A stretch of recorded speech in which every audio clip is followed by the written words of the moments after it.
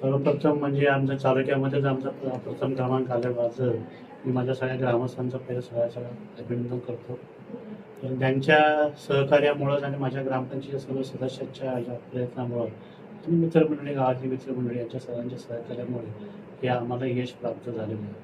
मी जेव्हा गावाचा सरपंच झालो तेव्हा माझी संकल्पना होती की गावामध्ये इन्फ्रास्ट्रक्चर आपण निर्माण करूच, त्याचबरोबर गावातला माणूस कसा उभा राहील याचा मी सातत्याने पाठपुरावा केला होता. म्हणजे गावातील माणसांमध्ये असणारे भेदभाव आहेत, जातीमध्ये असणारे भेदभाव आहेत किंवा इतर काय भेदभाव असतील, काय राजकीय भेदभाव असतील, ते सगळे बाजूला सारून गावाचा विकास कसा करता येईल या दृष्टिकोनातून आम्ही सातत्याने गेली 3-4 वर्ष प्रयत्न करतो. आत्ताच शासनाने एक 3-4 महिन्यापूर्वी मुख्यमंत्री ग्राम समृद्धी हे अभियान सुरू केलं आणि आम्ही त्याच्यामध्ये सर्व सहकाऱ्यांनी आणि सगळ्या ग्रामस्थांनी भाग घ्यायचं ठरवलं. त्यावेळेला जिल्हा परिषदच्या मुख्य कार्यकारी अधिकारी मॅडम आल्या होत्या, काही पंचायत समितीच्या अधिकारी आले होते आणि या सर्वांनी आम्हाला चांगलं मार्गदर्शन केल्यामुळं आम्ही ठरवलं की आपल्याला किमान जिल्ह्याच्या लेवलला तरी आपल्याला बक्षीस मिळालं पाहिजे. त्या दृष्टिकोनातून आम्ही तयारी सुरू केली. प्रशासनाच्या बाबतीत जे रेकॉर्ड आवश्यक असतं, जे शासनाचे आवश्यक रेकॉर्ड असतो, ते रेकॉर्डसुद्धा आमच्या भाऊसाहेब जे आहेत, आमचे सचिव आहेत आमच्या ग्रामपंचायतीचे मुख्य ग्रामविस्तार अधिकारी धस साहेब यांनी सुद्धा चांगल्या प्रकारे त्यांनी ते रेकॉर्ड पूर्ण केले. आणि आजच्या घडीला मग तुम्ही ग्रामपंचायतीचं माझं रेकॉर्ड बघितलं तर जवळजवळ ते 33 नमुने आहेत ग्रामपंचायतीच्या लेवलला. त्यांचं आम्ही डिजिटल केलंच, त्याचबरोबर ते मॅन्युअल सुद्धा डिजिटल केले आणि सगळे परिपूर्ण असे हे आमच्या ते उदाहरणार्थ आमच्या ग्रामसभा आहेत, आमच्या कोपरा सभा आहेत, आमच्या वार्ड सभा आहेत, आमच्या महिला सभा आहेत, आमच्या बालसभा आमच्या आहेत.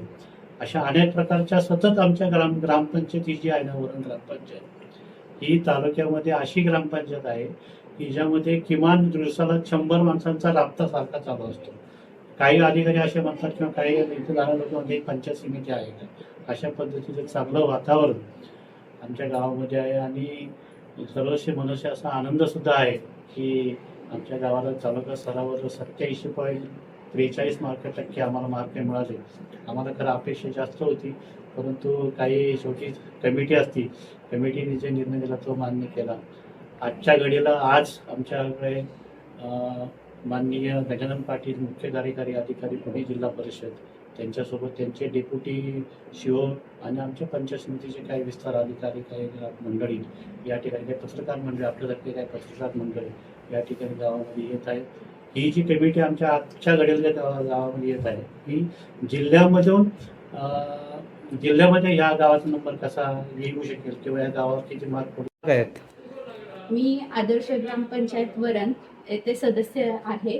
आम्हाला आता 4 वर्ष पूर्ण होती. सगळ्यात महत्त्वाचं म्हणजे आमचे सरपंच साहेबच इतकं त्यांच्यात हे आहे की आम्ही एकजुटीने त्यांच्यामुळे आज एकत्र आहे आणि आम्ही एकत्र नसून अख्खं गाव एकत्र येत आहे. उदाहरणार्थ आता म्हणजे पहिली परिस्थिती आणि ह्यानंतरची याबद्दल कोणीही सांगेल. सुधारणा झाल्या की भरपूर म्हणजे सुरुवात केली, गावात पाऊल ठेवताच ती दिसून येईल. मंदिरं, इथले शाळा, अजून बरेच काही. जो कचऱ्याचा मोठा प्रश्न होता तो पण मार्गी लागलाय. पिण्याच्या पाण्याचं झालं, हळूहळू सगळंच बंद होतं असं नाही, म्हणजे सुरळीत होतं असं नाही, पण भरपूर सुधारणा करत आलो आम्ही ह्याच्यात. आणि त्यामुळे हे शब्द सांगताच येणार नाही. भरपूर म्हणजे काही एखाद्या ग्रामस्थाला तुम्ही जरी विचारलं ना काय चालू आहे काय नाही, ते स्वतःच सांगेल. एवढं आता तरी सगळं आहे.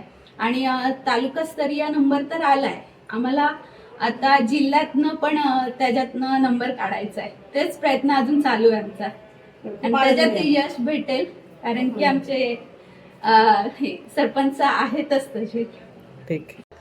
ग्रामपंचायत लेवलला म्हणजे सर्वांनी आमच्या ग्रामपंचायत सरपंचांनी चांगलं सहकार्य, गावातल्या लोकांनी सहकार्य चांगलं केलं आणि आमच्या गावात खूप सुविधा म्हणजे सगळ्या गोष्टीत सरपंचांनी म्हणजे प्रत्येक ठिकाणी सोयी उपलब्ध केल्या. म्हणजे पाणी असू देणं किंवा स्वच्छता असू देणं किंवा हे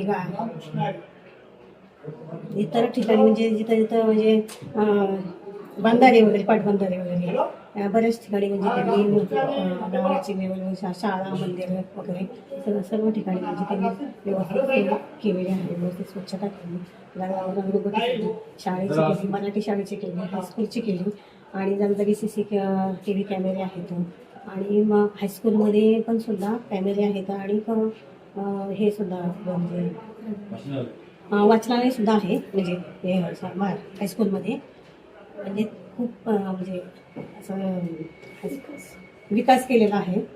त्याच अनुषंगाने आज आमच्या ग्रामपंचायतीला तालुका स्तरावर पहिला नंबर आला आहे.